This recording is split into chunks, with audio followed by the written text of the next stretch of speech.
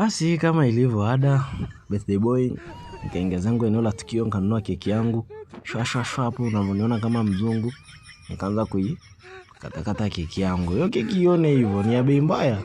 Kaanza bila kupoteza muda mzee, mbele ya muda mzee. Kopa, si kila mtu mzee. Nimejitenga pembeni. Nimealika watu wamegoma kuja.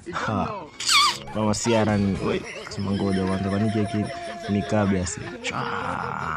Mimi na soda kwanza hivi hapo. Hiyo soda ione tu hivyo nimeficha kwenye ni bei ghali. Soda imewekewa ice, ogopa. Wewe usafi kidogo nini? Masi imekaa na wazungu hapo. Afu na tuangalia vitu ninavyotumia kijiko na uma hiyo. Chap. Mbele ya muda mzee. Nikaona takuja kusema birthday boy ni mchoyo.